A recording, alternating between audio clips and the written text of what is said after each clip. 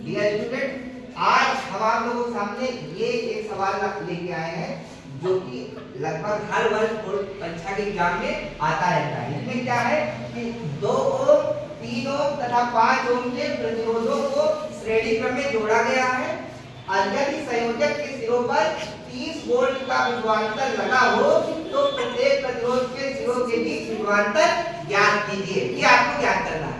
अब इस समस्या में, इस प्रॉब्लम में आपके सामने क्या है, 2 ओम, 3 ओम तथा 5 ओम के 3 प्रतिरोध हैं।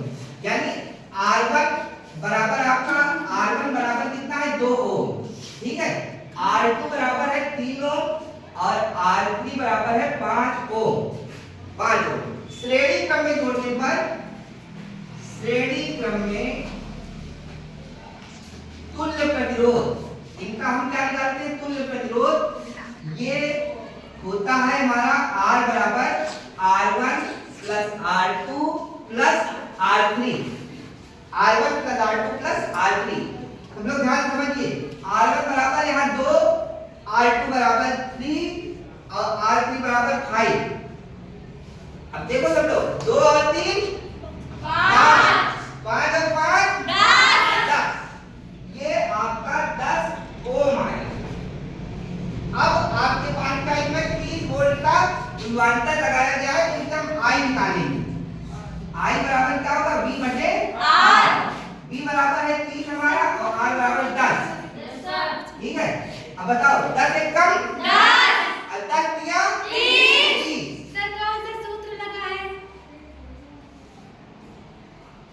हाँ, इसमें I बराबर V अपान R लगा, यानी ओम के नियम से। ये देखिए अच्छा प्रश्न पूछा गया नहीं, यानी I बराबर V अपान R, ओम के नियम से इसको हम धारा निकालेंगे, ठीक है। यानी I बराबर V बटे R से बताओ 10 से कम 10 और 10 दिया 30, तो ये 3 एम्पियर हो जाएगा। क्या हो जाएगा, 3 एम्पियर। 3 एम्पियर। अब हम इसमें V1 निकालेंगे। V1 बराबर क्या होगा, IR1। क्या होगा, IR1। बहुत अच्छी। I बराबर आपके पास है 3 और R1 बराबर यहाँ कितना है, 2। अब 3 दूनी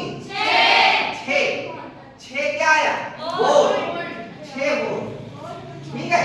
इसी प्रकार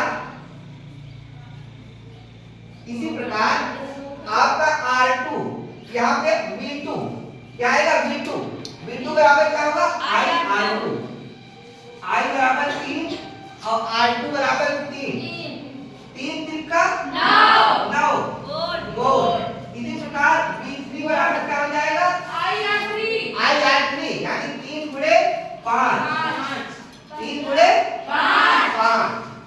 अब 3 में से कितना होता है, 15 वोल्ट। ये प्यारे छात्रों, ये इतना आपका आ गया 6 वोल्ट, 9 वोल्ट और 15 वोल्ट। इस प्रश्न को आप लोग ध्यान से देखिए और समझिए। Thanks for watching this video.